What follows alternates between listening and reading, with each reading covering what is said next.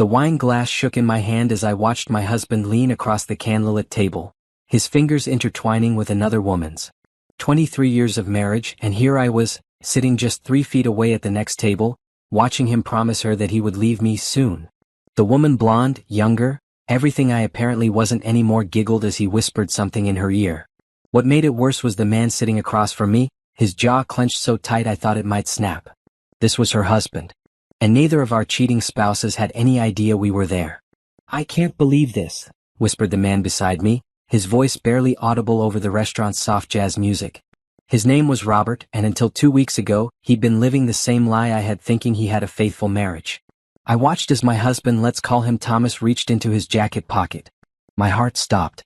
Was he about to propose to her? After 23 years of marriage, countless family dinners, 2 kids we'd raised together, and a house we'd built from nothing? "She told me she was having dinner with her sister tonight," Robert continued, his knuckles white as he gripped his water glass. "Her sister lives in California." The woman, Robert's wife, named Patricia, threw her head back and laughed at something Thomas said. The sound cut through me like glass. That laugh. That same laugh I'd heard over the phone when she'd called our house by mistake, 3 months ago, asking for Thomas. When I'd asked who was calling, she'd hung up. I'd been stupid then. I'd believed Thomas when he said it was probably a wrong number. I'd believed him when he started working late. I'd believed him when he said the credit card charges at expensive restaurants were client meetings. I'd believed him when he said the new cologne was because he wanted to freshen up his image at work. But I wasn't stupid anymore. "How long have you known?" I asked Robert, keeping my voice low as I pretended to study my menu. 6 months, he said, his voice breaking slightly. "I hired a private investigator. Got photos, credit card statements, hotel receipts. Everything. 6 months. He'd known for 6 months and hadn't said anything. Just like I'd suspected for 4 months and hadn't said anything. We'd both been living in our own private hells, watching our marriages crumble while pretending everything was fine. "Why didn't you confront them?" I asked. Robert looked at me then, and I saw something dangerous flash in his eyes. "Because I wanted to destroy them the way they destroyed us. I wanted them to feel the humiliation we felt. I wanted everyone to see what kind of people they really are." I understood that feeling perfectly. The rage that built up inside you when you realized that the person you trusted most in the world had been lying to your face every single day. The shame that came with knowing that everyone probably already knew, the neighbors, the friends, maybe even your own children, and you were the last to figure it out. At the next table, Thomas was now holding Patricia's hand, stroking her wedding ring with his thumb. The wedding ring that matched the one I'd seen him slip off and put in his pocket when he thought I wasn't looking. The wedding ring that represented vows to love, honor, and cherish another person. The wedding ring that clearly meant nothing to him anymore. "I found them," I said quietly, answering Robert's earlier question. 2 weeks ago. I followed him here. It had been a Tuesday night. Thomas had said he was working late again, but something felt wrong. His phone had been buzzing all day and he'd been stepping out to take calls. When he'd kissed me goodbye that morning, it had felt like he was already gone. So I'd done something I'd never done before. I'd followed him. I'd watched from my car as he'd picked up Patricia from her office building downtown. I'd watched them drive here to Romano's, the same restaurant where we'd had our first anniversary dinner. I'd watched them walk in together, his hand on her lower back the same way he used to touch me. And I'd sat in my car for 2 hours, crying and planning. "She doesn't know I know," Robert said, pulling me back to the present. "She thinks I'm at bowling league tonight. Thomas thinks I'm at book club," I replied. We sat in silence for a moment, both of us watching our spouses live their lie right in front of us. The waiter approached their table with champagne, expensive champagne, the kind Thomas always said was a waste of money when I suggested it for our anniversary. "What are we doing here?" Robert asked suddenly. "What's the plan?" I took a deep breath and looked at him. Robert was a good man. I could tell that just from the way he'd handled himself when I'd contacted him. He could have accused me of lying, could have refused to meet me, could have warned his wife. Instead, he'd agreed to this crazy plan because he understood that sometimes you have to fight fire with fire. "We're going to let them finish their dinner," I said calmly. "We're going to let them think they're safe.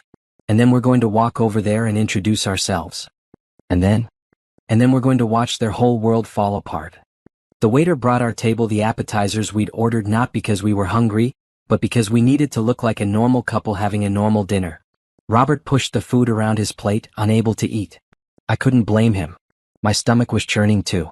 "I used to think she was the perfect wife," Robert said quietly.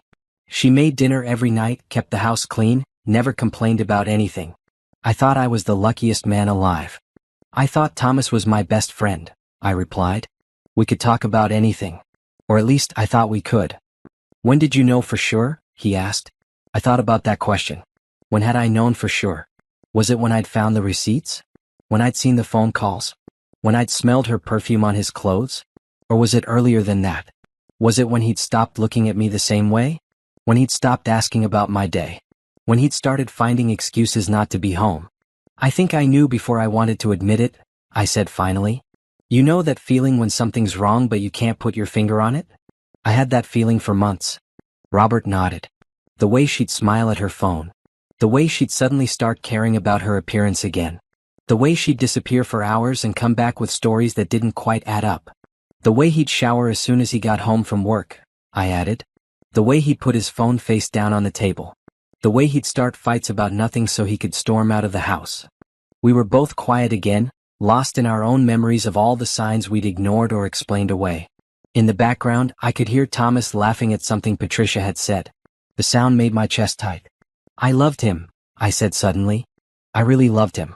Even when I suspected, even when I found proof, part of me still loved him. Past tense? Robert asked. I looked over at Thomas, who was now feeding Patricia a bite of his dessert. The same dessert he'd shared with me on our first date 30 years ago. The same dessert he'd said was our thing. Past tense, I confirmed. Robert reached across the table and squeezed my hand. It wasn't romantic, we were both too broken for that, but it was human. It was understanding. It was the touch of someone who knew exactly what you were going through because they were going through it too. Are you ready? He asked. I looked at my watch. They'd been here for an hour and a half. They'd had their appetizers, their main course, and now their dessert. They'd had their romantic evening, their stolen moment, their fantasy where they could pretend that their actions didn't have consequences. But every fantasy has to end sometime. I'm ready, I said. I stood up from our table, smoothed down my black dress, the one Thomas had always said was his favorite, and walked the 3 steps to their table. Robert was right behind me. Hello, Thomas, I said, my voice steady despite the fact that my heart was hammering in my chest. The look on his face was something I would remember for the rest of my life. First confusion, then recognition, then pure terror. Patricia looked up at me with a polite smile, not yet understanding what was happening. And you must be Patricia, I continued, extending my hand to her. I'm Thomas's wife. And this is Robert, your husband. The smile disappeared from Patricia's face so quickly it was almost comical. The color drained from her cheeks as she looked from me to Robert to Thomas, finally understanding that their secret was out. I think we need to have a conversation, I said, pulling out the chair next to Thomas. Don't you? 3 months earlier, I'd been a different person. I'd been someone who believed in happily ever after, someone who thought that 23 years of marriage meant something, someone who trusted the man sleeping next to her every night. I'd been naive and I'd been happy in my naivety. The first crack in my perfect world came on a Tuesday morning in March. I was making coffee when Thomas's phone, which he'd left on the kitchen counter, buzzed with a text message. The screen lit up with a preview. Can't wait to see you tonight. Same place? I stared at the message for a long moment. P. Who was P? Thomas knew a lot of people through work, but most of his contacts were saved with full names. And the tone of the message felt intimate, personal, like something you'd send to someone you were close to. When Thomas came downstairs, I was still standing there with his phone in my hand. Your phone was buzzing, I said, holding it out to him. He took it quickly, maybe too quickly, and glanced at the screen. Just work stuff, he said, shoving it into his pocket without responding to the message. Who's P? I asked, trying to keep my voice casual. Patricia from accounting, he said, not meeting my eyes. We're working on the quarterly reports. Patricia from accounting. I'd heard him mention her before, but only in passing. She was new to the company, had started about 6 months ago. Young, efficient, eager to make a good impression. At least, that's how Thomas had described her. Are you working late again tonight? I asked.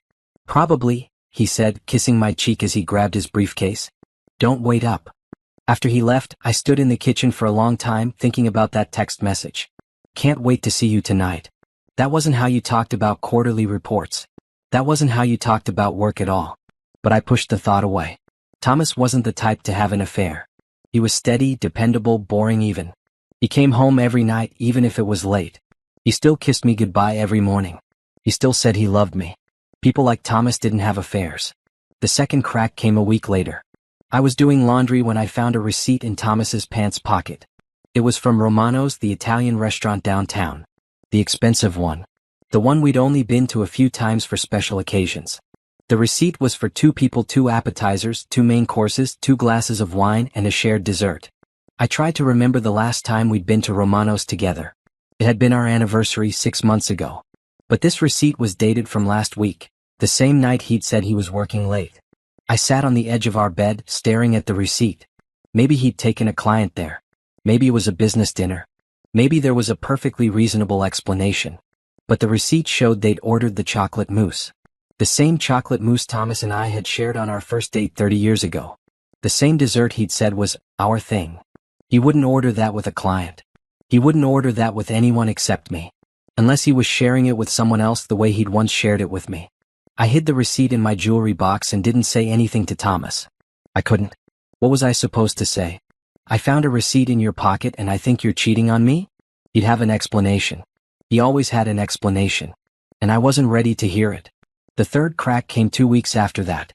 I was at the grocery store when I saw her. Patricia from accounting. She was standing in the produce section, examining avocados, and she was beautiful. Not just pretty beautiful. Blonde hair that looked like she just stepped out of a salon, perfect makeup. A figure that made me suddenly aware of every pound I'd gained over the past 23 years. She looked younger than I'd expected. Much younger.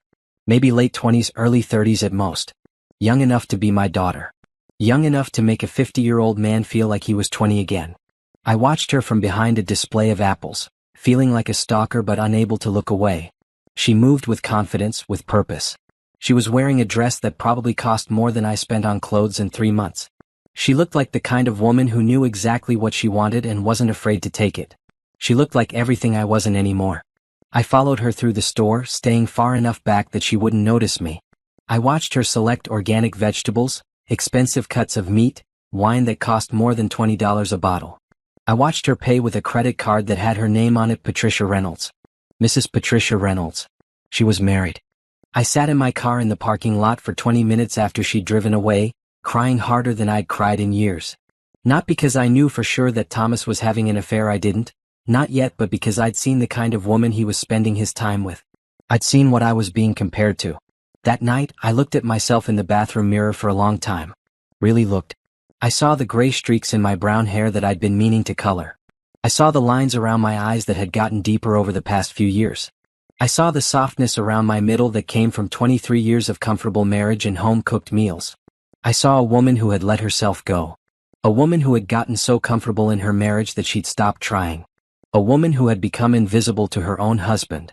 When Thomas came home that night late, as usual, I was waiting for him in the living room. "How was work?" I asked. "Fine," he said, loosening his tie. "Busy day." "How's Patricia from accounting?" He paused just for a second, but I caught it. "She's fine." "Why do you ask?" "Just curious," I said. "You mention her a lot." "Do I?" He seemed genuinely surprised. I hadn't noticed, but I had noticed. Over the past few months, Patricia's name had come up in conversation more and more. Patricia had an idea for improving the filing system. Patricia had made an excellent point in the meeting. Patricia was working late to help with the quarterly reports. Patricia. What does she look like?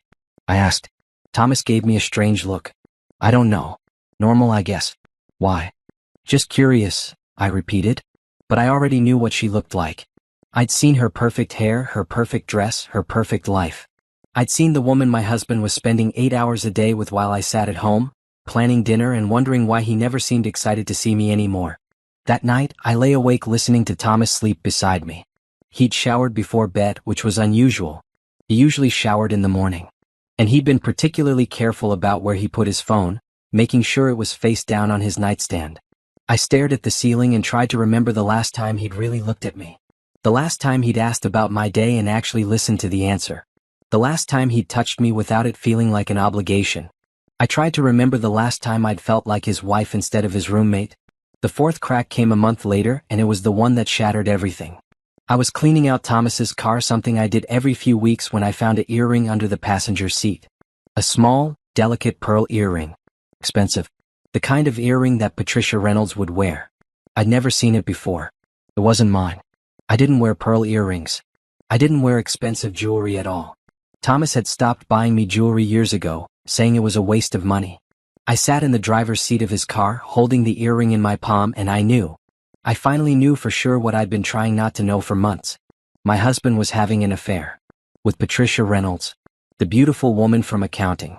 The woman who was young enough to be his daughter and married to someone else. I went inside and put the earring in my jewelry box next to the receipt from Romano's. Evidence. Proof. The pieces of my broken marriage.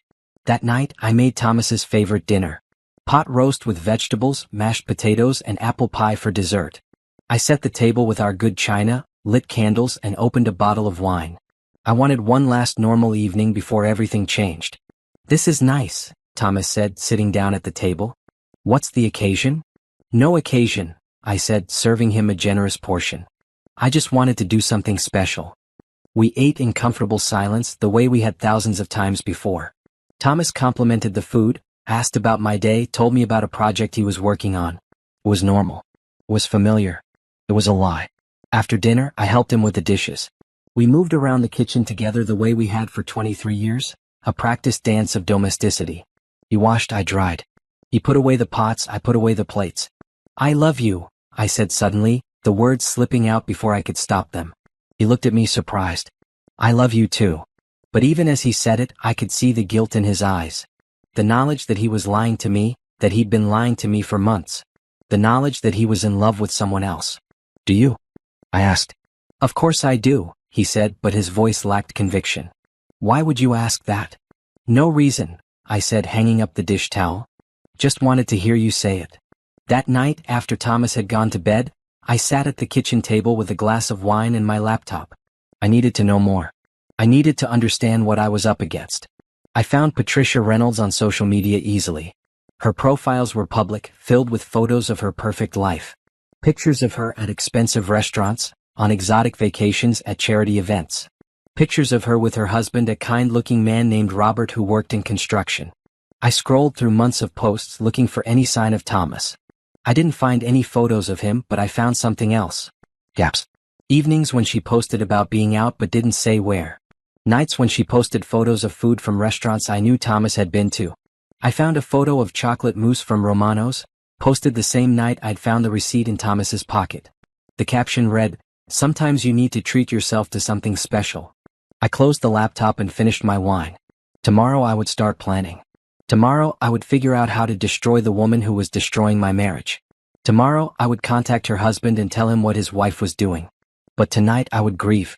I would mourn the end of my marriage, the end of my trust, the end of the life I'd built with a man who had decided I wasn't enough for him anymore. Tonight I would say goodbye to the woman I'd been for 50 years. The woman who believed in love, who trusted her husband, who thought that being a good wife was enough. Tomorrow I would become someone else. Someone harder. Someone who fought back. Someone who got revenge. The next morning I woke up with a clarity I hadn't felt in months. The uncertainty was gone. The doubt was gone. The desperate hope that I was wrong was gone. In its place was something cold and focused and dangerous.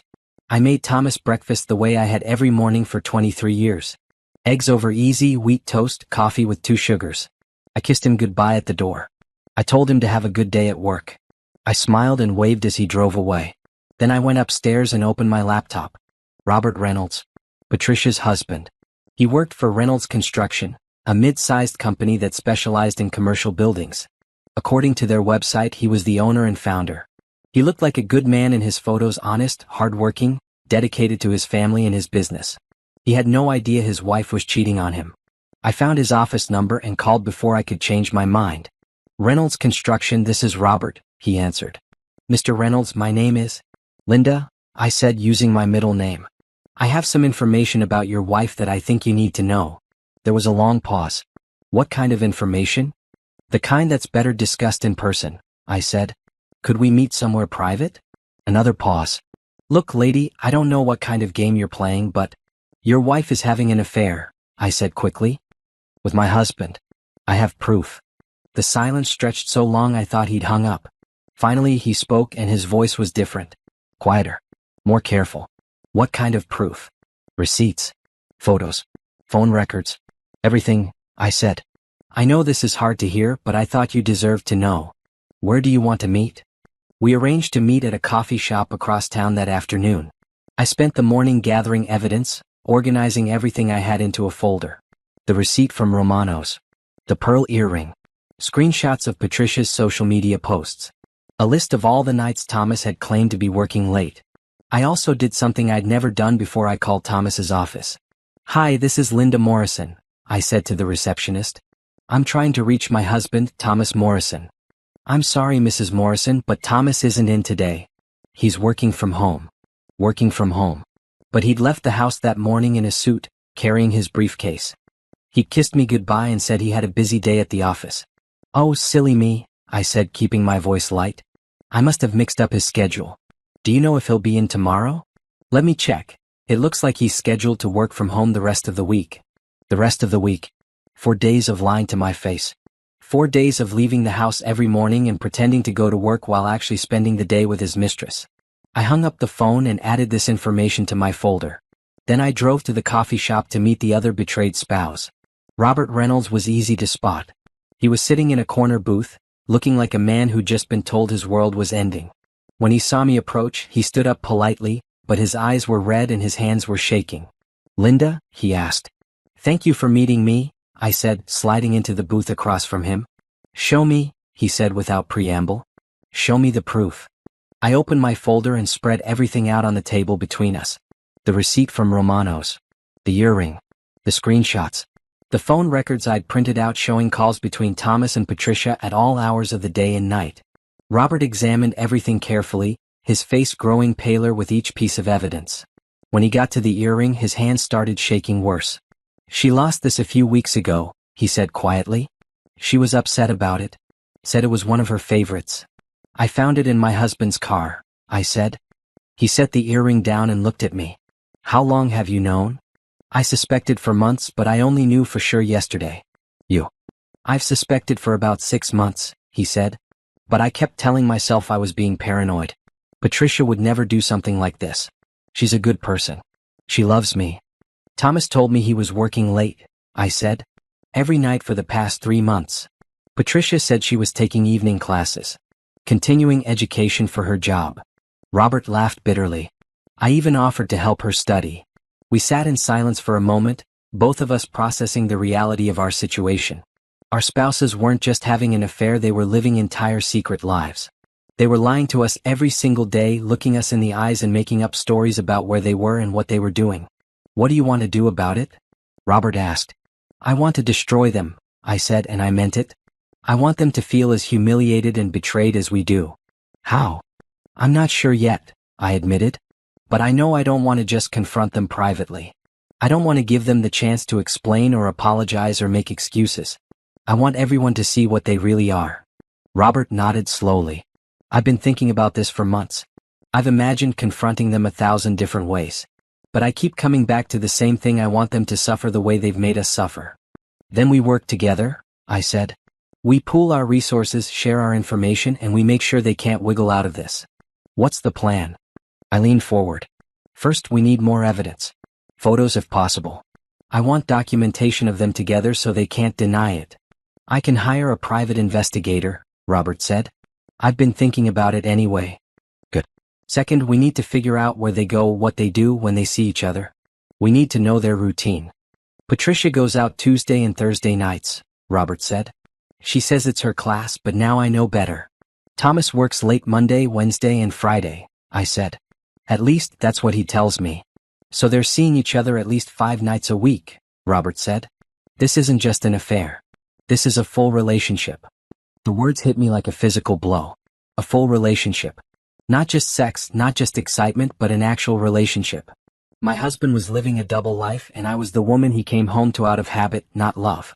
"There's something else," I said, pulling out my phone. "I called Thomas's office this morning. He's not working. He's taking vacation days and telling me he's going to the office."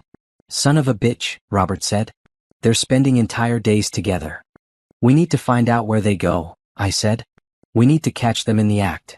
Robert was quiet for a long moment, thinking. "I have a friend who does surveillance work.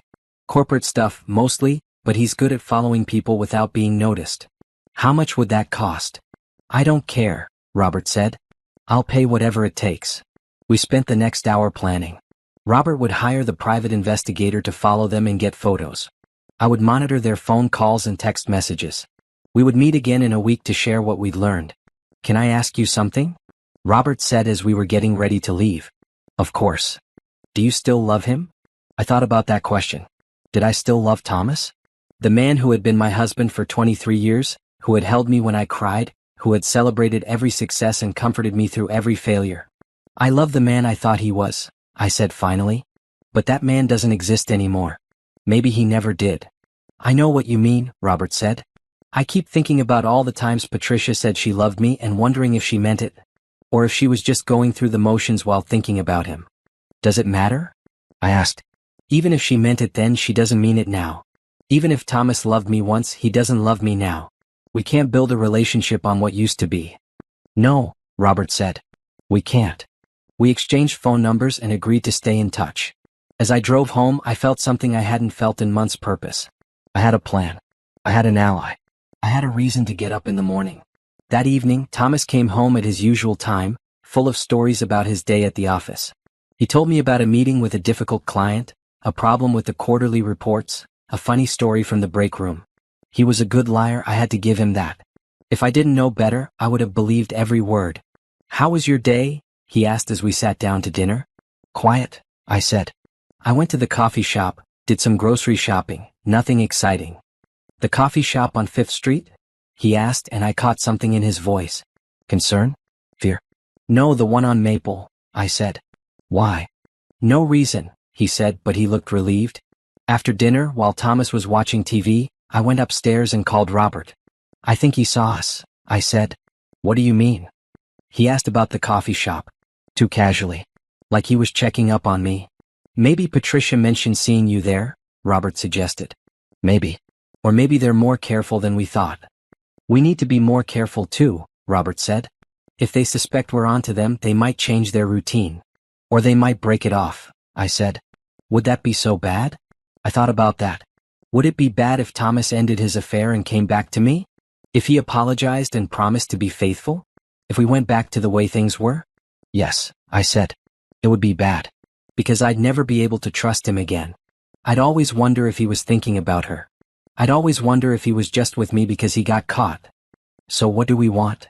I want them to face consequences, I said. I want everyone to know what they did. I want them to lose the things they care about the way they made us lose the things we cared about. Our marriages, Robert said. Our marriages, I agreed. Our trust. Our faith and love. Our belief that the person we chose to spend our lives with actually chose us back. I hired the investigator, Robert said. He starts tomorrow. Good. And I'm going to do some investigating of my own. What do you mean? I'm going to follow them myself. I want to see with my own eyes what they're doing.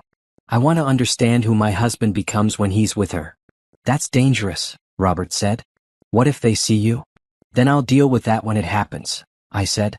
But I need to know. I need to see. I understand, Robert said. I've thought about following them myself. Why don't you? Because I'm afraid of what I'll see, he said quietly. I'm afraid I'll see him make her laugh the way he used to make me laugh. I'm afraid I'll see him touch her the way he used to touch me. I'm afraid I'll see him be the man I fell in love with, just with someone else. That's exactly why I need to see it, I said. Because once I do, I'll stop loving him. Once I see him with her, I'll be able to let go. And then I'll be able to destroy him without feeling guilty about it. The next morning, I told Thomas the first was spending the day with my sister. Instead, I drove to his office building and parked across the street. I wanted to see if he actually showed up, even though I knew he wouldn't. At 9:30, I saw Patricia's car pull into the parking lot. She got out wearing a red dress that hugged her curves perfectly. She looked happy, excited, like she was going to meet someone she cared about. 10 minutes later, Thomas's car pulled up next to hers. He got out and walked over to her. Even from across the street, I could see the way his face lit up when he saw her. The way he kissed her cheek. The way he put his arm around her waist as they walked toward the building. I had never seen Thomas look that happy to see me. Not in years.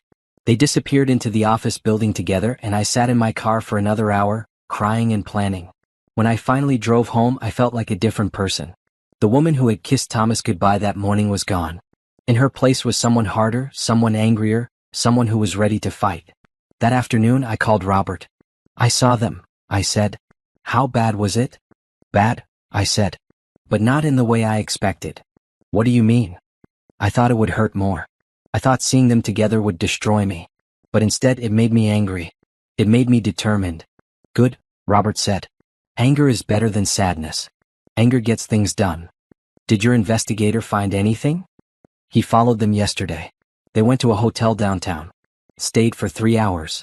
A hotel. Not even somewhere romantic or special. Just a place to have sex. My 23-year marriage was being destroyed for afternoon sex in a cheap hotel room. I have an idea, I said. I'm listening. I want to confront them publicly. I want to humiliate them the way they humiliated us. How? I'm going to find out where they go for their romantic dinners. And then I'm going to make sure we're there when they arrive. That's risky, Robert said. I don't care, I said. I'm tired of being careful. I'm tired of being the good wife who doesn't make waves. I want to make some waves. What do you need me to do? I need you to be there with me. I need you to be my witness. I need you to help me make sure they can't deny what they've done. When? Soon, I said. Very soon. The private investigator Robert had hired was worth every penny. His name was James, and he was a thin, quiet man who could blend into any crowd. Within a week, he had provided us with a complete picture of Thomas and Patricia's affair. They met every Tuesday and Thursday at the Marriott downtown. They had lunch together every Friday at a small cafe near Patricia's office. And every other Saturday they drove to a bed and breakfast 2 hours outside the city, where they spent the night pretending to be a married couple. They're not just having an affair, James explained as he spread photographs across Robert's kitchen table. They're living an entire alternate life. The photos were devastating. Thomas and Patricia holding hands as they walked into the hotel. Thomas and Patricia kissing in the parking lot of the cafe. Thomas and Patricia checking into the bed and breakfast. Thomas carrying Patricia's overnight bag like a devoted husband. In every photo they looked happy. Not guilty, not conflicted, not torn between their real lives and their secret life. Just happy. There's something else, James said, pulling out a folder. I ran a background check on both of them. What did you find? I asked. This isn't their first affair, James said. Patricia left her previous job because she was having an affair with her supervisor. And Thomas? Well, let's just say there are some credit card charges that suggest this isn't his first time cheating either. The room went quiet. Robert and I stared at each other, processing this information. You mean they're both serial cheaters? Robert asked. It looks that way, James said. Patricia has a pattern of getting involved with married men at work. And Thomas has been taking women to hotels for the past 5 years. 5 years. My husband had been cheating on me for 5 years, and I'd been too stupid to realize it. I need some air, I said, standing up abruptly. I walked out onto Robert's back porch and sat down on the steps, trying to catch my breath. Everything I'd thought I knew about my marriage was a lie. Thomas hadn't just fallen in love with Patricia and made a mistake. He'd been systematically betraying me for years. Robert came out and sat down beside me. I'm sorry, he said. For what? For bringing you into this. For making you see those photos. For destroying what was left of your marriage. You didn't destroy my marriage, I said. Thomas did that all by himself. How do you feel? I thought about that question. How did I feel? Angry, yes. Betrayed, certainly. But also strangely relieved. I feel free, I said finally. 4 months I've been trying to figure out what I did wrong. Why I wasn't enough for him. Why he stopped loving me. But now I know it was never about me. He's just broken. He's just someone who can't be faithful. Patricia too, Robert said.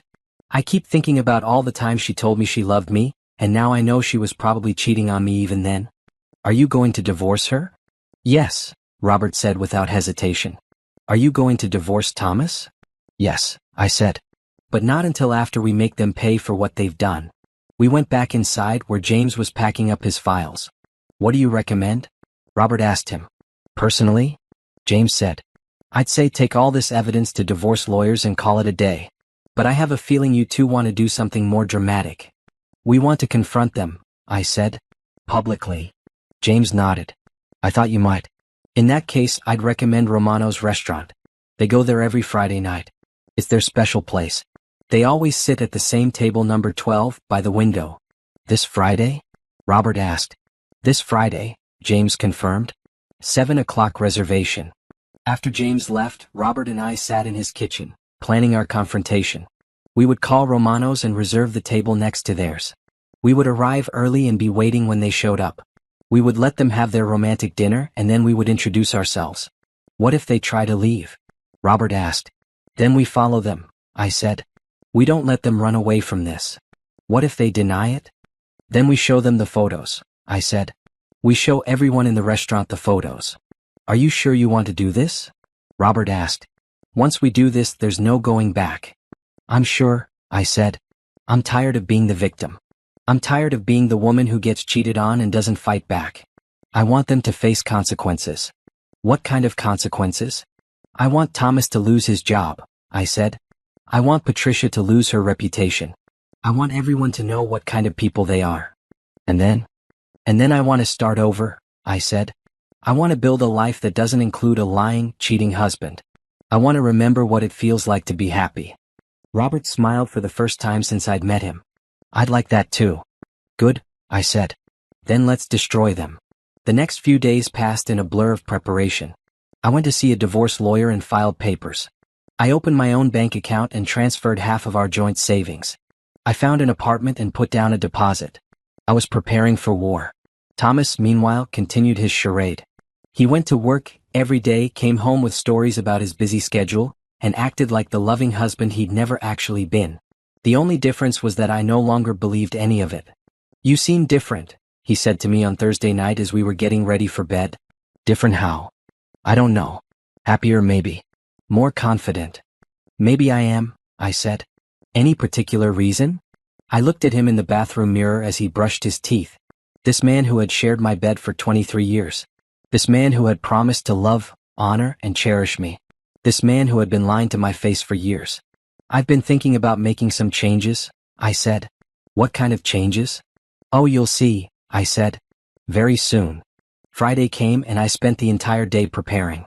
I got my hair done, bought a new dress, and had my nails manicured. I wanted to look perfect for the confrontation. I wanted Thomas to see exactly what he was giving up. At 6 o'clock, I met Robert at Romano's. He looked nervous but determined. We were both dressed up, playing the part of a couple on a date. Table for two, I told the hostess. We'd like table 11, please.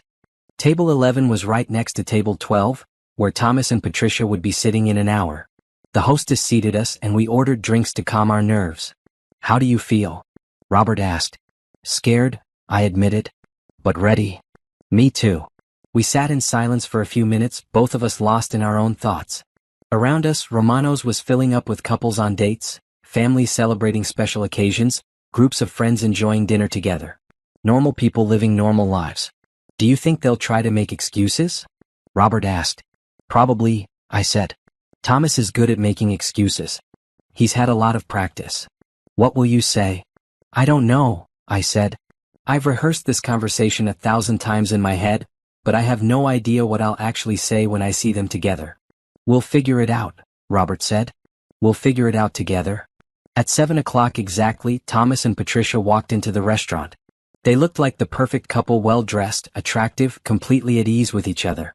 The hostess led them to table 12, just 3 feet away from where Robert and I were sitting. Thomas pulled out Patricia's chair for her, the same gallant gesture he'd stopped doing for me years ago. They sat down and immediately started talking, their heads bent close together, completely absorbed in each other. They look like they're in love, Robert said quietly. They probably think they are, I said. But you can't build love on lies. We watched them order wine, appetizers, and entrees. We watched them laugh together, hold hands across the table, and share their food. We watched them live out the romantic relationship that should have been mine. I can't believe I'm sitting here watching my wife have dinner with another man, Robert said. I can't believe I'm sitting here watching my husband be happy with someone else, I replied. Are you ready? Robert asked. I looked at Thomas and Patricia, lost in their own little world. Tomorrow their world would be shattered. Tomorrow they would face the consequences of their actions. Tomorrow they would learn that actions have consequences. I'm ready, I said. The rest of that evening at Romano's was torture. Robert and I sat at our table, pretending to enjoy our dinner while watching Thomas and Patricia live out their fantasy relationship just 3 feet away. They were completely absorbed in each other, completely unaware that their betrayed spouses were sitting close enough to hear every word. "She's telling him about her day," Robert whispered to me as Patricia animated shared a story that made Thomas laugh. "He's touching her hand the way he used to touch mine," I whispered back. We stayed until they finished their dessert, the chocolate mousse, of course, and left together. Thomas kissed Patricia goodbye in the parking lot, a long, passionate kiss that left no doubt about their feelings for each other. "I need to go home," I said to Robert after they'd driven away in separate cars. "Are you okay?" "No," I said honestly, "but I will be after we finish this." At home, Thomas was already in bed, pretending to read a book. He looked up when I came in and I saw guilt flash across his face. "How was dinner with your sister?" he asked. "Fine," I said, hanging up my coat. "How was your evening?" "Quiet," he said. "I just stayed home and watched TV." "What?" Another lie. I was married to a man who could lie as easily as breathing. "I'm going to take a shower," I said. In the bathroom, I looked at myself in the mirror. My hair was perfect, my makeup was flawless, my new dress was beautiful. I looked like a woman who deserved better than a cheating husband. I looked like a woman who was ready to fight. The next morning I called Robert. "I want to do it next Friday," I said. "Are you sure?" "I'm sure. I can't keep watching them have their perfect relationship while we sit in the dark. I can't keep pretending I don't know what's happening." "What's the plan?" "Same as before. We make a reservation at Romano's for next Friday night. We sit at the table next to theirs. We let them have their dinner and then we introduce ourselves. And then we tell them exactly what we think of them. In front of everyone. What if they try to leave? Then we follow them. We don't let them escape without facing what they've done. What if they deny it? Then we show them the photos. We show everyone the photos." Robert was quiet for a moment. "This is really happening, isn't it?" "It's really happening," I said. "Are you ready?" "I'm ready." We spent the next week preparing. Robert made copies of all the photos James had taken. I printed out copies of the phone records, the credit card statements, and the hotel receipts. We had enough evidence to prove beyond any doubt that Thomas and Patricia were having an affair. I also made some practical preparations. I moved more of my belongings to my new apartment. I opened a new checking account and had my paycheck deposited there. I met with my divorce lawyer and signed papers. I was getting ready to leave Thomas, whether he knew it or not. "You seem different lately," Thomas said to me on Wednesday night. "Different how?" "I don't know. More independent. Like you don't need me anymore." "Maybe I don't," I said. He looked surprised. "What do you mean?" "I mean, maybe I've been depending on you too much. Maybe it's time I learned to stand on my own 2 feet." "Are you unhappy?" he asked. "Are you?" I countered. "No," he said, but there was something in his eyes that suggested otherwise. "Why would you ask that?" "No reason," I said. "Just curious." But I knew why he looked guilty. He was living a double life and the strain was starting to show. He was trying to be a husband to me while being a boyfriend to Patricia, and it was becoming impossible to maintain both roles. "I love you," he said suddenly. "Do you?" I asked. "Of course I do. Why would you doubt that?" "Because love isn't just words," I said. "It's actions. It's choices. It's being faithful to the person you promised to be faithful to." Thomas's face went pale. "What are you trying to say?" "I'm not trying to say anything," I said. "I'm just thinking out loud." But I could see the fear in his eyes. The fear that I might know something. The fear that his perfect double life might be falling apart. "I need to go to bed," he said. "I have an early meeting tomorrow." "Of course you do," I said. The next day I called Robert to make our final plans. "I made the reservation," he said. "Table 11, 7:30. "Good. Do you have the photos?" "All of them. And I made copies of everything else too. Phone records, hotel receipts, credit card statements." "Perfect. How are you feeling?" "Scared," Robert admitted, "but ready. I'm tired of being the fool who doesn't know his wife is cheating on him." "You're not a fool," I said. "You're a good man who trusted the wrong person." "So are you," he said. "A good woman, I mean." "We'll be okay," I said. "After this is over, we'll both be okay." "I hope so." "I know so," I said. "Because we're taking control of our lives. We're not letting them make fools of us anymore." Friday came and I spent the day preparing. I got my hair done again, bought another new dress, and spent an hour on my makeup. I wanted to look perfect. I wanted Thomas to see exactly what he was losing. At 7 o'clock, I met Robert at Romano's. He looked handsome in his navy suit, and I could see the determination in his eyes. "Are you ready for this?" he asked. "I've been ready for weeks," I said. We were seated at table 11, right next to the table where Thomas and Patricia would be sitting in 30 minutes. The restaurant was busy, filled with couples and families enjoying their Friday night dinners. "What if they don't show up?" Robert asked. "They'll show up," I said. "It's their routine. They never miss their Friday night dinners." "What if they see us first?" "Then we'll improvise," I said. "But they won't see us. They're too absorbed in each other to notice anyone else." We ordered drinks and appetizers, trying to look like a normal couple on a date. But my hands were shaking and I could see that Robert was nervous too. "After tonight everything changes," he said. "Good," I said. "I'm tired of the way things are." "What do you want to happen? After all this is over?" "I want to be happy," I said. "I want to wake up in the morning and not wonder if my husband is lying to me. I want to go to bed at night and not worry about who he's thinking about. I want to feel like I'm worth something." "You are worth something," Robert said. "You're worth everything." "So are you," I said. "Patricia is an idiot for throwing away a good man like you. Thomas is an idiot for throwing away a good woman like you." We smiled at each other and for a moment, I felt something I hadn't felt in months: hope. Maybe there was life after Thomas. Maybe there was happiness after betrayal. Maybe there was love after heartbreak. At 7:30 exactly, Thomas and Patricia walked into the restaurant. They looked perfect together, him in his charcoal gray suit, her in a red dress that made her look like a movie star. They were laughing about something, completely comfortable with each other. The hostess led them to table 12, just 3 feet away from us. Thomas pulled out Patricia's chair, kissed her cheek and sat down across from her. They immediately started talking, their heads bent close together. "They look like they're in love," Robert whispered. "They probably are," I whispered back. "But love built on lies doesn't last." We watched them order wine, hold hands across the table and share stories about their day. We watched them feed each other appetizers and laugh at each other's jokes. We watched them live out the perfect romantic relationship that should have been mine. "I can't believe I'm sitting here watching my wife have dinner with another man," Robert said. "I can't believe I'm sitting here watching my husband be the man I fell in love with 30 years ago just with someone else." "Are you ready?" Robert asked. I looked at Thomas and Patricia, lost in their own little world. In a few minutes their world would be shattered. In a few minutes they would learn that actions have consequences. In a few minutes they would face the truth about what they'd done. "I'm ready," I said. The hour that followed was the longest of my life. Robert and I sat at our table, forcing ourselves to eat while watching Thomas and Patricia enjoy their romantic dinner. Every laugh, every touch, every intimate whisper felt like a knife twisting in my chest. "She's wearing the necklace I gave her for Christmas," Robert said quietly, his voice tight with pain. "He's using the same jokes he used to use on me," I replied, watching Thomas make Patricia laugh with a story I'd heard 100 times.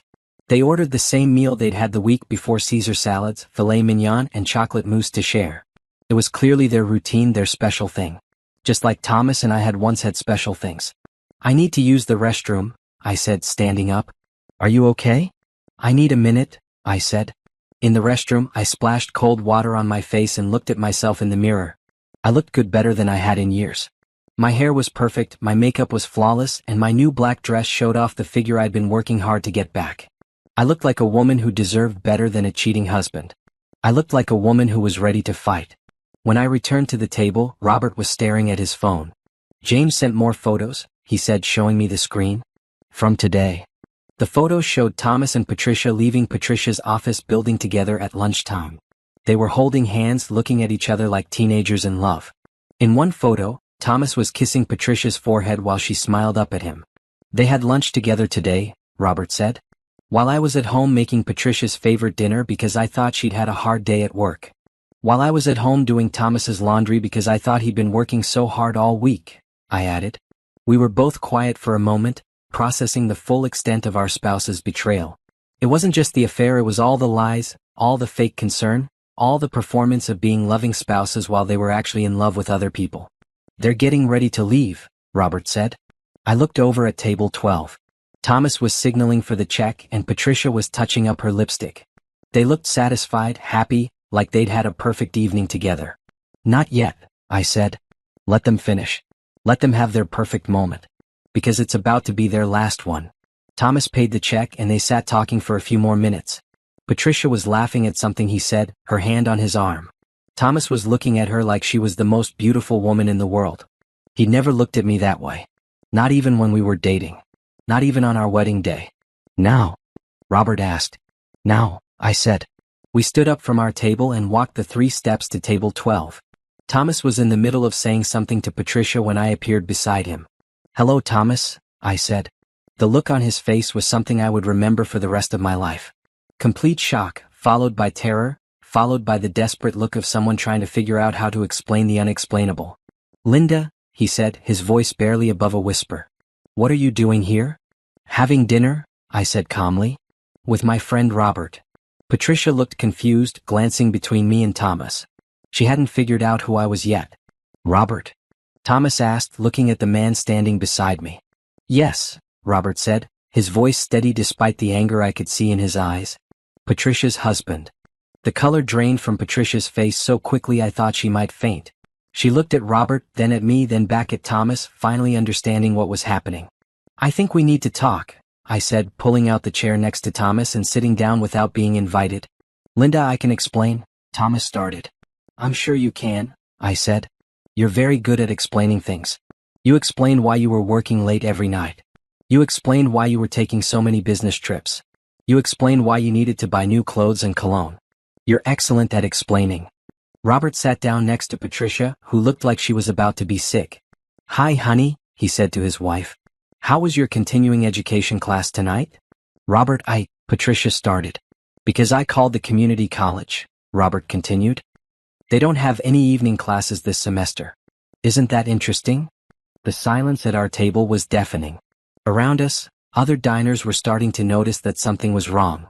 The couple at the next table was openly staring. The waiter was hovering nearby, clearly unsure whether to approach. How long have you known? Thomas asked finally. Long enough, I said. Long enough to get a private investigator. Long enough to get photos. Long enough to get proof. I pulled out my phone and showed them one of James's photos, the 2 of them kissing in the parking lot of the Marriott Hotel. Nice picture, I said. Very romantic. Patricia made a small sound like a wounded animal. Robert, please let me explain. Explain what? Robert asked. Explain how you've been lying to me for months? Explain how you've been having sex with another woman's husband? Explain how you've been playing the loving wife while you were actually planning to leave me. We never planned to leave you, Thomas said quickly. This isn't about that. This is just what? I interrupted. Just fun? Just sex? Just something to do when you're bored with your real life. It's not like that, Patricia said, speaking for the first time. We love each other. The words hit me like a physical blow. Well, not just an affair, not just a mistake, but love. My husband was in love with someone else. You love each other, I repeated. How nice. How long have you been in love with each other? They looked at each other, and I saw the answer in their eyes before they said anything. 6 months, Thomas said quietly. 6 months, I repeated. And how long have you been having an affair? 8 months, Patricia whispered. So you were having sex for 2 months before you fell in love, I said. That's very romantic. Very touching. Linda, please, Thomas said. Don't do this here. Don't do what here? I asked, raising my voice slightly. Don't tell the truth here? Don't show people who you really are here. People are staring, Patricia said, looking around the restaurant nervously. Good, Robert said. Let them stare. Let them see what kind of people you are. I pulled out the folder of evidence I'd brought with me. Photos, receipts, phone records, hotel bills. I spread them out on the table between us. This is what 8 months of lies looks like, I said. This is what 8 months of betrayal looks like. This is what 8 months of destroying 2 marriages looks like. Thomas stared at the evidence, his face getting paler by the minute. Patricia was crying now, quiet tears that she was trying to hide. What do you want? Thomas asked. I want you to tell me the truth, I said. All of it. No more lies, no more excuses, no more explanations. Just the truth. What truth? The truth about how long you've been cheating on me. The truth about whether you ever loved me. The truth about whether this marriage meant anything to you at all. Thomas looked at Patricia, then back at me. I could see him trying to figure out what to say, how to minimize the damage, how to make himself look less guilty. Don't look at her, I said. Look at me. I'm your wife. I'm the person you've been lying to for months. I'm the person who deserves the truth. I did love you, Thomas said finally. I do love you. But I'm also in love with Patricia. You can't love two people at once, I said. Yes you can, he said. I never meant for this to happen. I never meant to hurt you. But you did mean to lie to me, I said. You did mean to cheat on me. You did mean to make me feel like I was crazy for suspecting that something was wrong. I'm sorry, he said, and I could see that he meant it. I'm so sorry, Linda. I never wanted to hurt you. But you did hurt me, I said. You destroyed me. You made me question everything about myself, about our marriage, about whether I was worth loving. You are worth loving, Thomas said. This isn't about you. This is about me. This is about my problems, my weaknesses. Don't, I said. Don't try to make me feel better about being cheated on. Don't try to make this about your problems when the problem is that you're a liar and a cheater. Around us, the restaurant had gone quiet. Everyone was watching our table, drawn by the drama unfolding in front of them. I could see phones being pulled out, people taking pictures and videos. This is going to be online in an hour, Robert said to Patricia. Everyone we know is going to see this. That's what we want, I said. We want everyone to see what kind of people you are. We want everyone to know that you're not the perfect couple you pretend to be. What do you want from us? Patricia asked, her voice broken.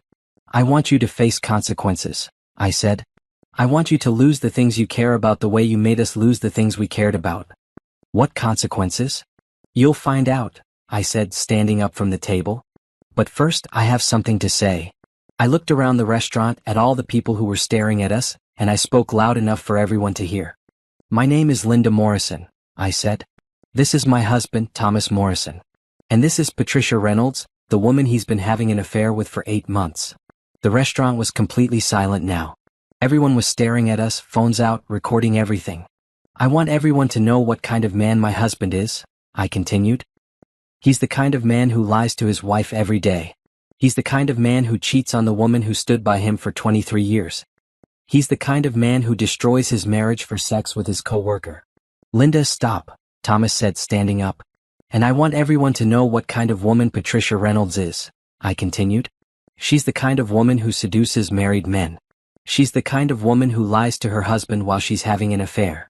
She's the kind of woman who destroys other people's marriages for her own pleasure.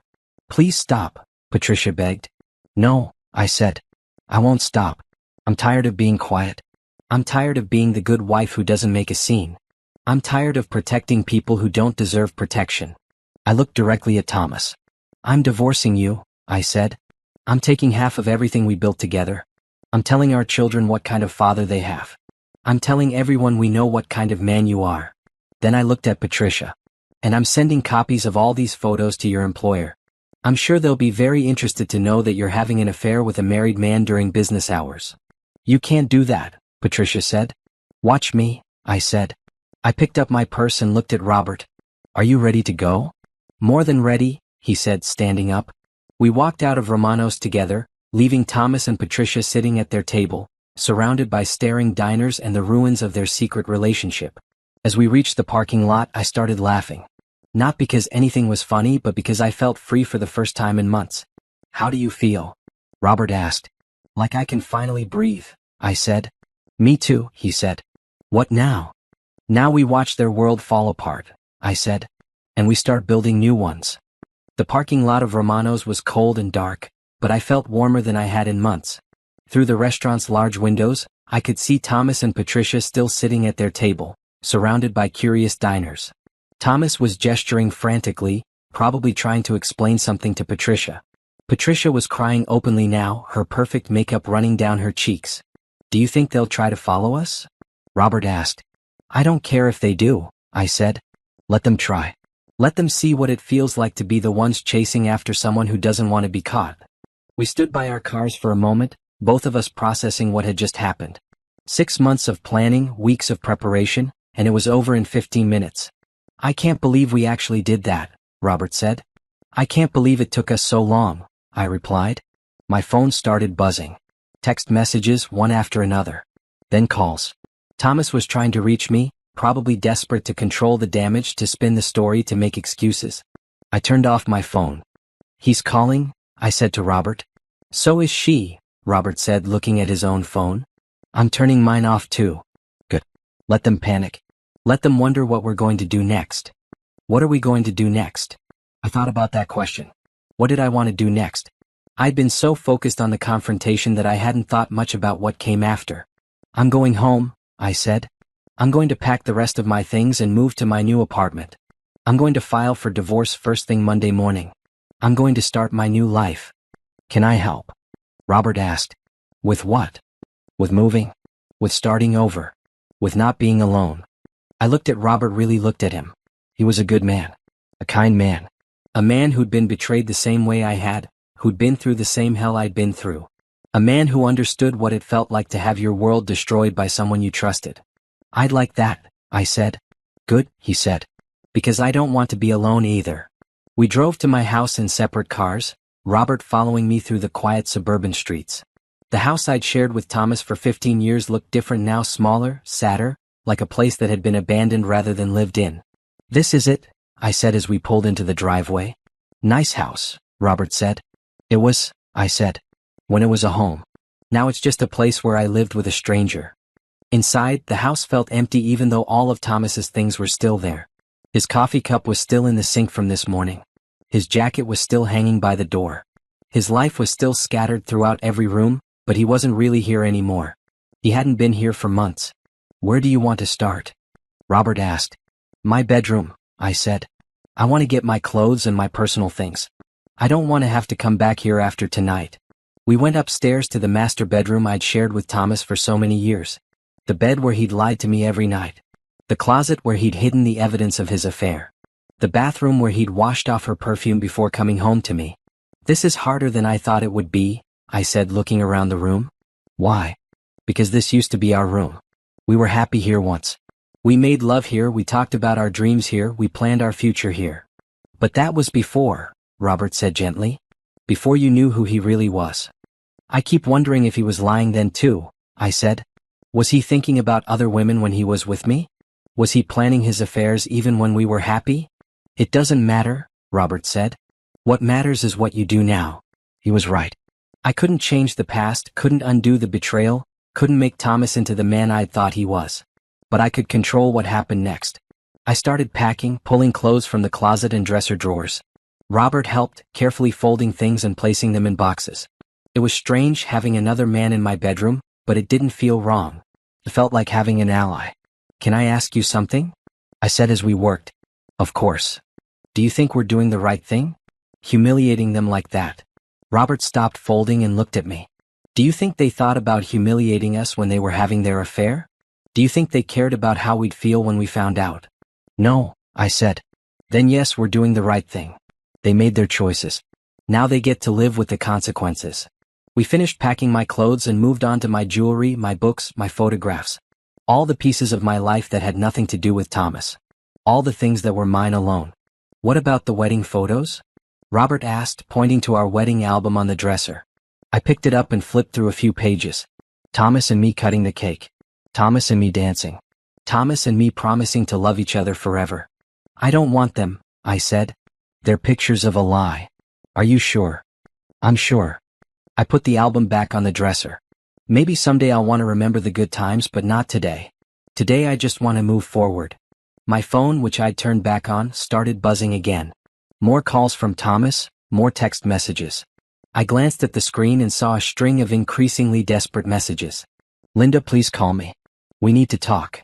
I can explain everything. I'm coming home. Please be there. I love you. This doesn't change that. Please don't do anything else. We can work this out. I showed the messages to Robert. He's scared, Robert said. Good, I said. He should be scared. His whole life is about to fall apart. Do you think he'll come here? Probably. But we'll be gone by then. We loaded my boxes into Robert's truck in my car. 3 hours of packing and I'd managed to fit my entire life into a dozen boxes. It was depressing how little I actually owned that mattered to me. Is that everything? Robert asked. Everything that's mine, I said. Everything else belongs to the life I used to have. We drove to my new apartment across town. It was small but bright, with big windows and fresh paint. It looked like a place where someone could start over. It's perfect, Robert said as we carried the boxes inside. It will be, I said. Once I make it mine. We spent the next hour unpacking my clothes and setting up my bedroom. It felt good to hang my dresses in a closet that was completely mine, to put my books on shelves that no one else would touch. I should go, Robert said when we finished. It's late and you probably want to be alone. Actually, I said, I don't want to be alone. Would you like some coffee? Or wine?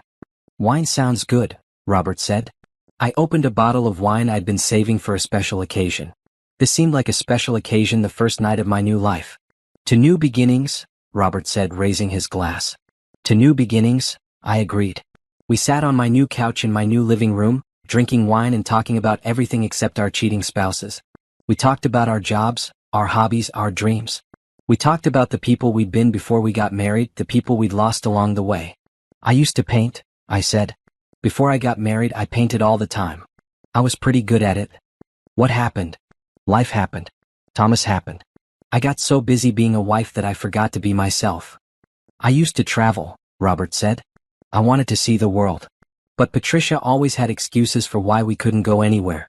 Too expensive, too dangerous, too much trouble. Maybe we can travel now, I said. Maybe we can do all the things we used to want to do. Maybe we can, Robert said. My phone buzzed again. Another call from Thomas. I declined it without looking.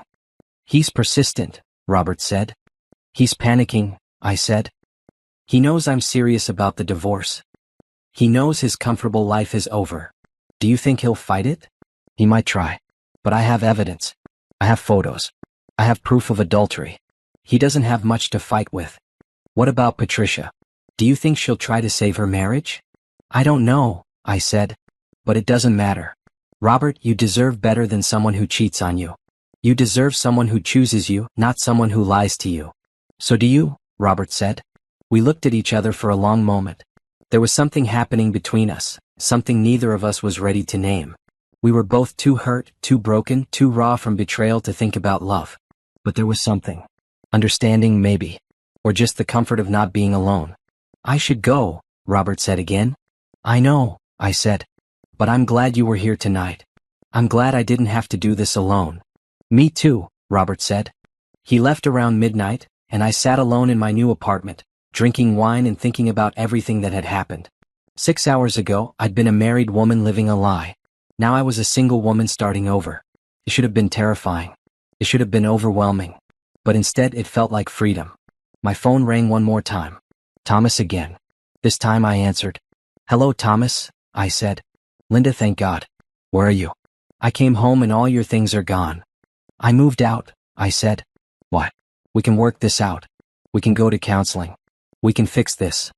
No, we can't, I said. There's nothing to fix. Our marriage is over. It doesn't have to be. I made a mistake, but I love you. I want to be with you. No, you don't, I said. You want to have your cake and eat it too. You want me to be the safe choice while you have your fun with Patricia. It's not like that. Yes, it is, I said. And I'm done being the safe choice. I'm done being the woman you settle for. Linda, please. I'm filing for divorce on Monday, I said. I'm taking half of everything. I'm telling our children what you did. I'm moving on with my life. What about us? What about 23 years of marriage? You should have thought about that before you started cheating on me, I said. I'm sorry, Thomas said, and I could hear him crying. I'm so sorry. I never meant for this to happen. But it did happen, I said. And now we both have to live with the consequences. Can we at least talk? In person? No, I said. There's nothing left to say. I love you, Thomas said desperately. No, you don't, I said. If you loved me, you wouldn't have cheated on me. If you loved me, you wouldn't have lied to me for months. If you loved me, you would have ended our marriage before you started a new relationship. I do love you. I love you both. You can't love two people at once, I said. You can want two people, you can have sex with two people, you can lie to two people. But you can't love two people. Love requires honesty, and you haven't been honest with either of us. Thomas was quiet for a long moment. What do you want me to do? I want you to leave me alone, I said. I want you to sign the divorce papers when they come. I want you to stay away from me while I rebuild my life. And Patricia? That's between you and her, I said. But I wouldn't count on her sticking around now that your affair is public. She wanted the excitement of a secret relationship. She might not want the reality of a messy divorce. What if she does? What if we want to be together? Then I hope you'll be very happy, I said, and I meant it. I hope you'll be as happy as you made me miserable. Linda. Goodbye, Thomas, I said and hung up. I turned off my phone and poured myself another glass of wine. Outside my new windows, the city looked different than it had from my old house. Brighter. More full of possibilities. Tomorrow I would call a lawyer. I would change my beneficiaries, my emergency contacts, my everything. I would start the process of untangling 23 years of shared life.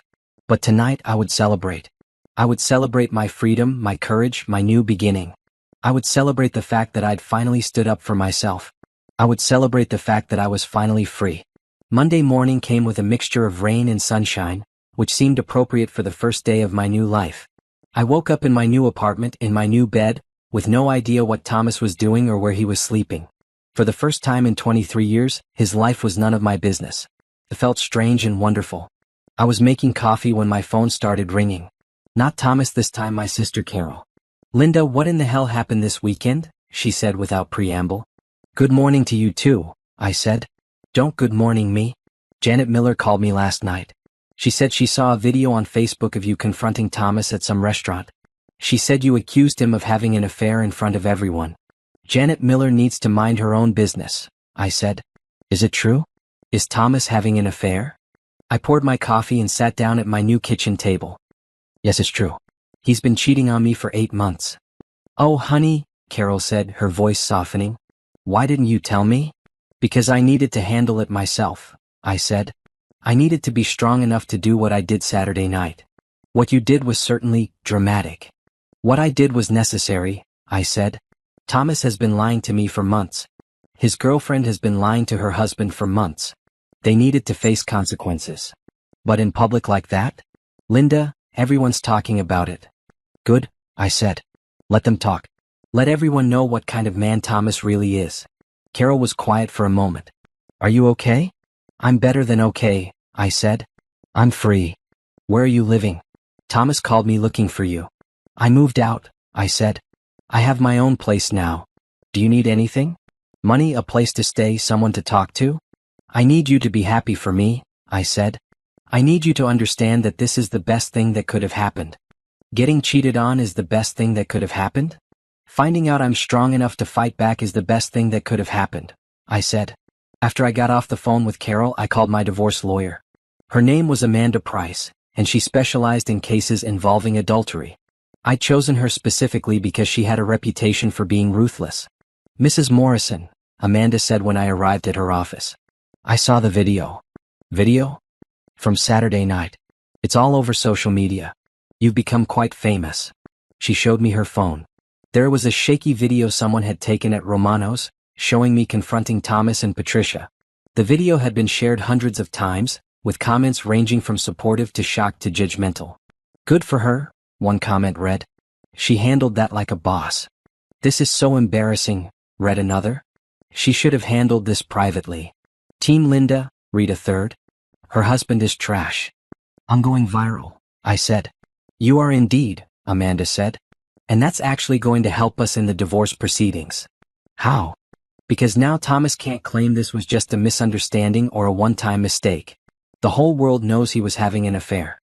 He'll have no choice but to negotiate fairly. What about Patricia? What about her? Can we do anything to her? Legally, I mean.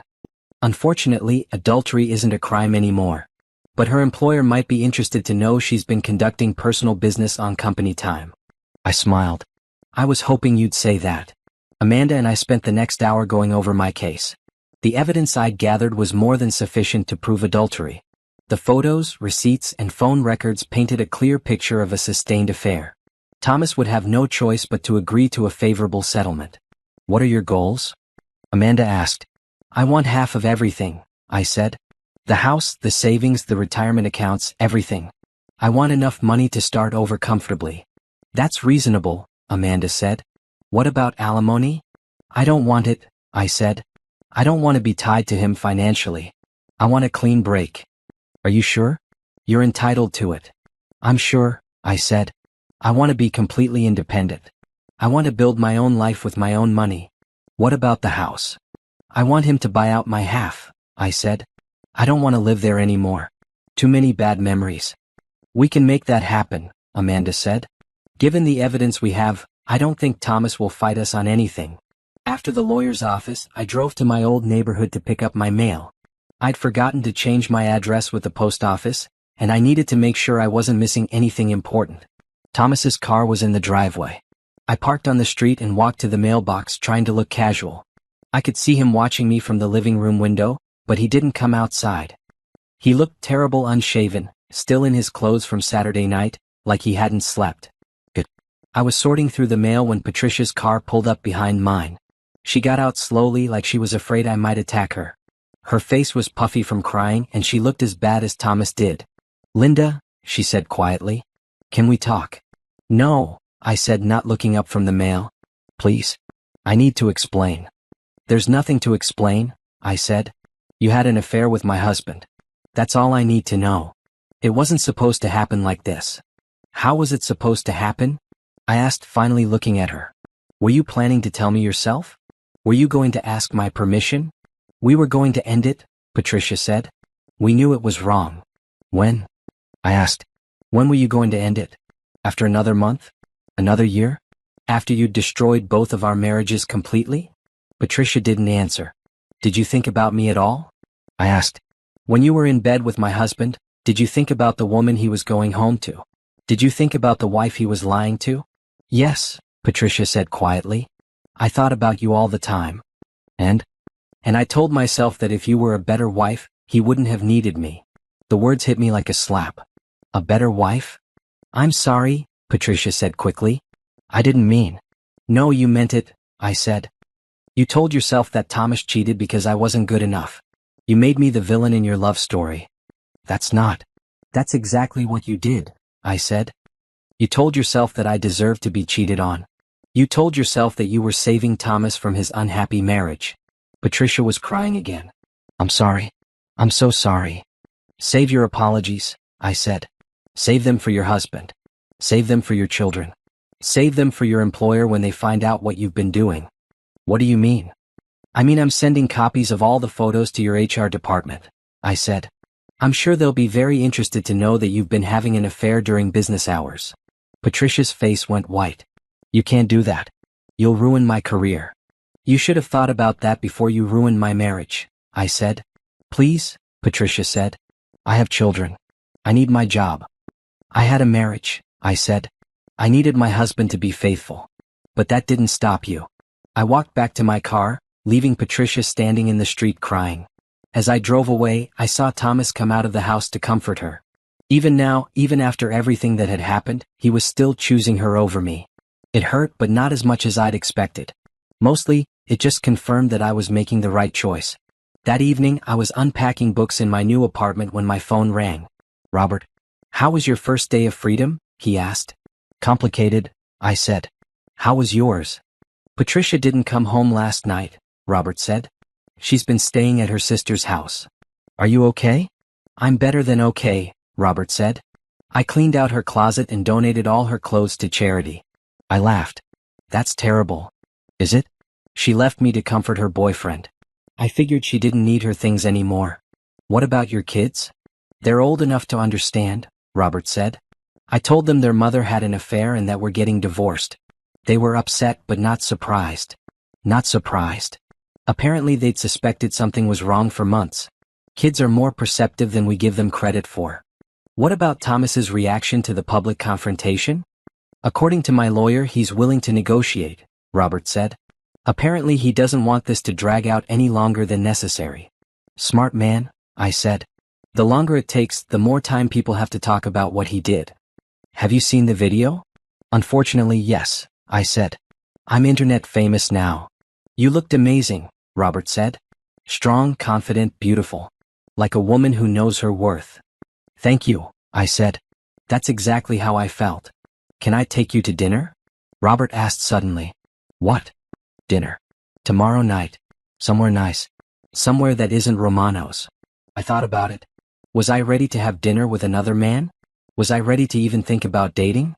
"I don't know if I'm ready for that," I said honestly. "It doesn't have to be a date," Robert said. "It can just be two friends celebrating their freedom." "Two friends," I repeated. "Two friends who've been through hell and came out the other side." "Okay," I said.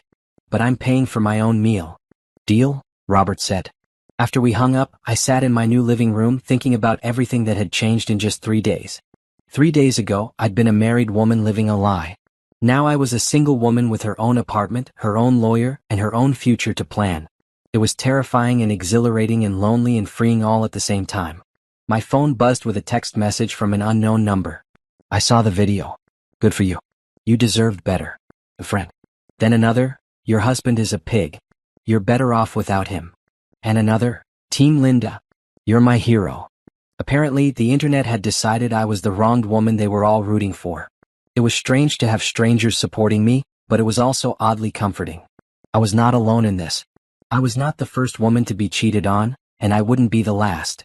But I was one of the few who had fought back, who had refused to be humiliated in private, who had demanded that her cheating husband face public consequences for his actions.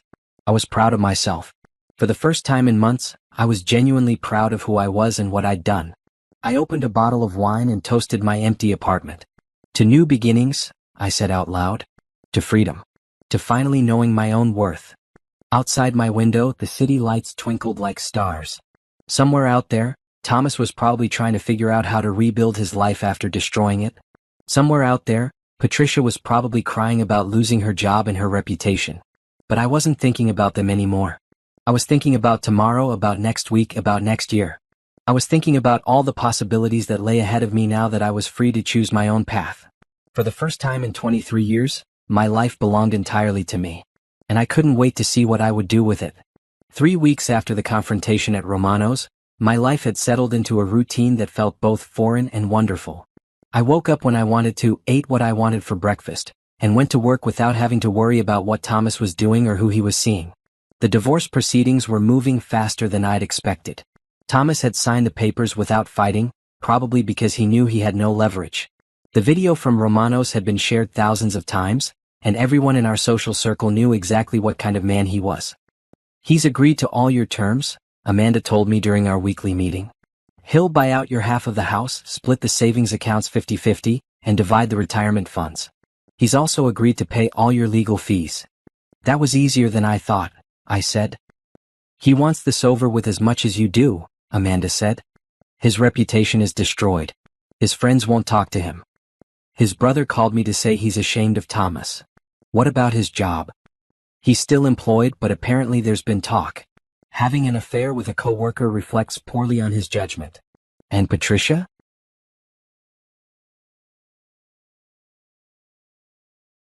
She was fired yesterday, Amanda said. Conduct unbecoming of an employee. She violated company policy by having a relationship with a married man during business hours. I felt a twinge of satisfaction. Not because I enjoyed other people's suffering, but because there were finally consequences for their actions. How's your new life? Amanda asked. Better than I expected, I said honestly. I'm painting again. I joined a gym. I'm reading books I actually want to read instead of books Thomas thought I should read. Any regrets? None, I said. Well, one. What's that? I regret not doing this sooner. I regret wasting so many months being miserable when I could have been building something new. That afternoon, I met Robert for lunch at a cafe downtown.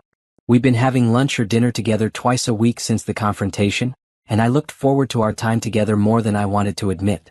You look happy, Robert said when he saw me. I am happy, I said. Happier than I've been in years. Me too, Robert said. I got the final divorce papers yesterday. It's official, I'm a free man. How do you feel? Relieved, Robert said. And excited. I'm thinking about taking that trip to Europe I always wanted to take. That sounds wonderful. Come with me, Robert said suddenly. What? Come to Europe with me. We could see Paris, Rome, London. All the places we never got to go because our spouses didn't want to travel. I stared at him. Robert, Not as a romantic thing, Robert said quickly. Just as friends. Two people who've been through hell and want to celebrate their freedom. I don't know, I said. Think about it, Robert said. What's stopping you? You don't have a husband to ask permission from. You don't have anyone to answer to but yourself. He was right. For the first time in my adult life, I was completely free to make my own choices. I could go to Europe or Alaska or anywhere else I wanted to go. I'll think about it, I said. Good, Robert said. because I already looked at flights. That evening, I was in my apartment painting when my phone rang. My daughter Sarah calling from college. "Mom, I saw the video," she said without preamble. "Hello to you too, sweetheart," I said. "Mom, I'm serious. Everyone on campus has seen it." My roommate showed it to me and said, "Isn't this your mom? Are you embarrassed?" I asked, "Are you kidding?" Sarah said, "I'm proud of you. I'm telling everyone that's my badass mom who called out her cheating husband in front of a whole restaurant." Language, Sarah. "Mom, you're divorced now. You can't tell me to watch my language anymore." I laughed. "I'm not divorced yet. Another month or two." "But you're free," Sarah said. "And I'm so glad. Dad was always so controlling. He always acted like he knew better than you about everything." "When did you notice that?" "Years ago," Sarah said. "I used to wonder why you let him talk to you like that. You're smart, Mom. You're talented. You shouldn't have been taking orders from him." I thought I was being a good wife. "You were being a doormat," Sarah said. "But not anymore. Now you're being yourself again." "What do you mean?" "You sound different. Stronger. More like the mom I remember from when I was little before Dad started trying to change you." After we hung up, I thought about what Sarah had said. Had Thomas been trying to change me? Looking back, I could see it now, the subtle criticisms, the suggestions that I try a different hairstyle or wear different clothes, the way he'd discourage my hobbies and interests. He'd been slowly erasing me, turning me into his idea of what a wife should be. No wonder he'd been attracted to Patricia. She was probably everything he'd been trying to make me become. But I wasn't that woman anymore. I was becoming myself again, rediscovering the person I'd been before I'd gotten lost in being Thomas's wife. The next day, I made a decision that surprised even me. I called my boss and asked for a leave of absence. "How long?" she asked. "A month," I said. "Maybe 2. I want to travel." "This is sudden. Is everything okay?" "Everything's perfect," I said. "For the first time in years, everything's perfect." That afternoon, I called Robert. "I want to go to Europe," I said. "Really? Really? When do we leave?" "How about next Friday?" "That's perfect," I said. "Linda?" "Yes." "Thank you." "For what?" "For being brave enough to confront them that night. For showing me that we didn't have to be victims. For being my friend when I needed one." "Thank you for being there with me," I said. "I couldn't have done it alone." "Yes, you could have," Robert said. "But I'm glad you didn't have to." The next week flew by in a blur of preparations. I bought new clothes, got a passport rush order, and arranged for someone to check on my apartment while I was gone. I felt like a teenager getting ready for her first solo trip. On my last night in town, I drove past my old house. Thomas's car was in the driveway along with Patricia's. They were living together now, playing house in the home I'd helped build. I felt nothing. No sadness, no anger, no regret. Just curiosity about how long it would last.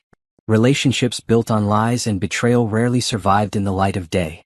My phone buzzed with a text from an unknown number. "I hope you're happy now. You ruined everything. Patricia." I deleted the message without responding. Her problems weren't my problem anymore. Another message, this one from Thomas. "I miss you. I made a mistake. Can we talk?" I deleted that one too. Whatever Thomas was feeling now, it wasn't my responsibility to fix. The next morning, Robert picked me up for our drive to the airport. I took one last look at my apartment, my refuge, my sanctuary, my symbol of independence, and grabbed my suitcase. "Ready?" Robert asked. "More than ready," I said. At the airport, as we waited for our flight to Paris, I thought about how much my life had changed in just 6 weeks. 6 weeks ago, I'd been a miserable woman living a lie. Now I was a free woman about to embark on the adventure of a lifetime. "Any regrets?" Robert asked, echoing my lawyer's question from the week before. "Just one," I said. "What's that?" "I regret not doing this 20 years ago." "Better late than never," Robert said. "Much better," I agreed. As our plane took off, I looked down at the city below and smiled. Somewhere down there, Thomas and Patricia were dealing with the consequences of their actions. Somewhere down there, people were still talking about the woman who'd confronted her cheating husband in a crowded restaurant. But I wasn't thinking about any of that. I was thinking about Paris, about the Louvre, about cafes and wine and all the things I'd never had the courage to do when I was married. I was thinking about the future, not the past. And for the first time in 23 years, the future looked absolutely perfect. 1 year later, I was standing in my art studio, the spare bedroom of my apartment that I'd converted into a space for painting, putting the finishing touches on a canvas that would be part of my first solo exhibition. The painting showed a woman walking away from a burning house, her face turned toward the sunrise. It was called Liberation, and it was the story of my year. The gallery opening was tomorrow night, and I was nervous in the best possible way. Nervous the way you get when you're about to do something that matters, something that represents who you've become rather than who you used to be. My phone rang. Robert, calling from his new apartment across town. "How are the paintings coming?" he asked. "They're ready," I said. "All 12 of them. A year's worth of work. I can't wait to see them all together. I can't believe people are actually going to buy my art," I said. "I can," Robert said. "You're incredibly talented. You always were, you just forgot for a while."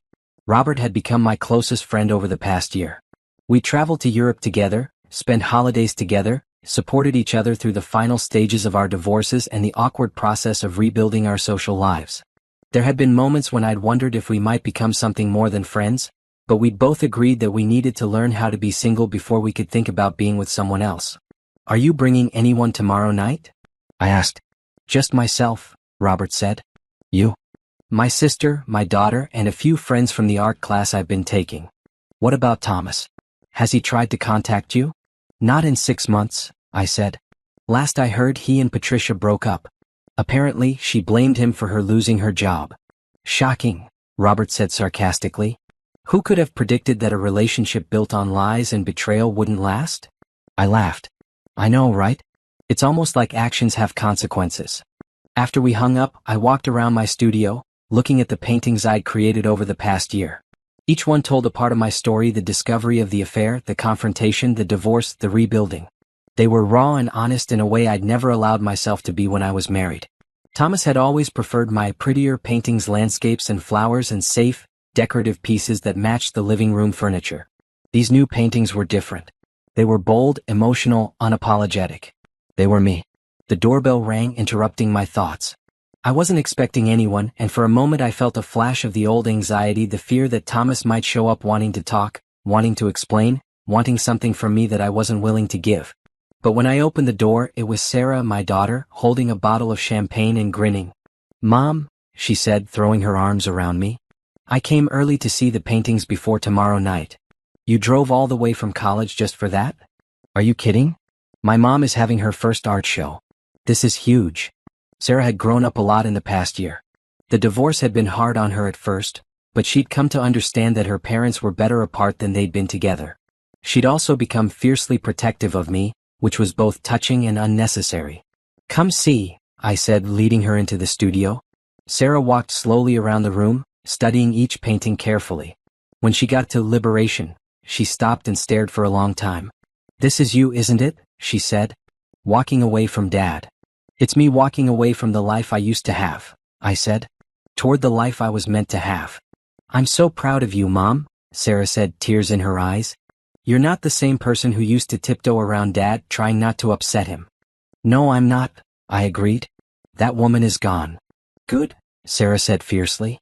"She deserved better than what she got." We opened the champagne and sat in my living room, talking about the exhibition, about Sarah's classes, about our plans for the summer. It felt natural and easy in a way conversations with Sarah had never felt when I was married. Thomas had always dominated family discussions, always steered the conversation toward topics that interested him. "Can I ask you something?" Sarah said. "Of course. Do you ever miss him?" I thought about that question. Did I miss Thomas? Did I miss being married? Did I miss the life we'd built together? "I miss the idea of him," I said finally. "I miss the man I thought he was. But I don't miss the man he actually was." "What do you mean?" "I miss the husband I thought I had, faithful, honest, committed to our marriage. But that man never existed. He was just a character Thomas played when it was convenient." "Do you think he misses you?" "Probably," I said. "But not because he loves me. Because he misses having someone to take care of him, someone to lie to, someone to come home to when his affairs got complicated." "That's sad," Sarah said. "It is sad," I agreed. "But it's not my problem anymore." The next evening, I stood in the art gallery wearing a black dress I'd bought specifically for the occasion, watching people examine my paintings. It was surreal to see strangers studying work that came from such a personal place, but it was also thrilling. "The artist is here," the gallery owner announced, and suddenly I was surrounded by people wanting to talk about my work, asking about my process, telling me how the paintings made them feel. This one speaks to me, said a woman standing in front of a painting called Betrayal. I've been there. I know exactly what this feels like. I'm sorry, I said. Don't be sorry, she said. Be proud. You turned your pain into something beautiful. Robert appeared at my elbow, looking handsome in a dark suit. How does it feel to be a famous artist? Terrifying and wonderful, I said. Good terrifying or bad terrifying? The best kind of terrifying, I said. The kind that means you're doing something that matters. As the evening went on, I sold 8 of my 12 paintings. People were buying my pain, my anger, my journey, my liberation. They were taking pieces of my story home with them. There's someone here to see you, the gallery owner said, appearing beside me with a nervous expression. I turned around and froze. Thomas was standing near the entrance, looking older and tired, holding a small bouquet of flowers. What is he doing here? Robert asked, moving protectively closer to me. I don't know, I said. But it's okay. I can handle this. I walked over to Thomas, my heart surprisingly calm. A year ago, seeing him would have sent me into a panic. Now, he just looked like a stranger who happened to resemble someone I used to know. Hello, Thomas, I said. Linda, he said, his voice uncertain. You look amazing. Thank you, I said. What are you doing here? I saw the announcement in the paper. About your exhibition. I wanted to see your work. And? It's incredible, he said, looking around the gallery. You're incredibly talented. You always were. But you never supported my art when we were married, I said. I know, he said. I was threatened by it. By your talent. By your independence. And now I realize what an idiot I was, Thomas said. About everything. Yes, you were, I agreed. But that's not my problem anymore. Linda, Thomas started. No, I said firmly. Whatever you came here to say, I don't want to hear it. This is my night. This is about my art, my success, my new life. You don't get to be part of it. I made a mistake, Thomas said desperately. The biggest mistake of my life. Patricia and I broke up months ago. It was never real what we had. It was just what? I asked. Just sex? Just excitement? Just a way to avoid dealing with the problems in our marriage? All of that, Thomas said. But I love you. I've always loved you. No, you didn't, I said. If you'd loved me, you wouldn't have cheated on me. If you'd loved me, you wouldn't have lied to me for months. If you'd loved me, you would have talked to me about whatever problems you thought we had instead of running to another woman. Can we start over? Thomas asked. Can we try again? I really looked at him. He was still handsome, still charming when he wanted to be. A year ago, I might have been tempted. A year ago, I might have been willing to try again, to forgive, to pretend that betrayal could be undone. But I wasn't that woman anymore. No, I said. We can't start over. I don't want to start over. I like the life I have now. Without me. Especially without you, I said. I'm happier now than I ever was when we were married. I'm stronger, more confident, more myself. Why would I give that up? Thomas looked stricken. Because we had 23 years together. Because we loved each other once. We had 23 years together, I agreed. And you threw them away for an affair with your coworker. You don't get to use our history as a reason to ignore what you did. I'm sorry, Thomas said, tears in his eyes. I'm so sorry, Linda. I would do anything to take it back. But you can't take it back, I said. You can't undo the betrayal. You can't make me trust you again. You can't make me forget what kind of man you really are. So that's it? It's really over? It was over the moment you decided to cheat on me, I said. I just didn't know it yet. Thomas nodded slowly, accepting defeat. I hope you'll be happy. I already am, I said. He handed me the flowers, daisies, my favorite, which he'd remembered after all this time, and walked out of the gallery. I watched him go, feeling nothing but relief that the conversation was over. Are you okay? Robert asked, appearing at my side again. I'm perfect, I said, and I meant it. The rest of the evening passed in a blur of congratulations, sales, and plans for future exhibitions. By the time the gallery closed, I was exhausted but exhilarated. I can't believe this is my life now, I said to Robert as we walked to our cars. What do you mean? A year ago, I was a miserable woman trapped in a loveless marriage. Tonight, I'm an artist with her own exhibition, her own apartment, her own future. You earned all of this, Robert said. You fought for it.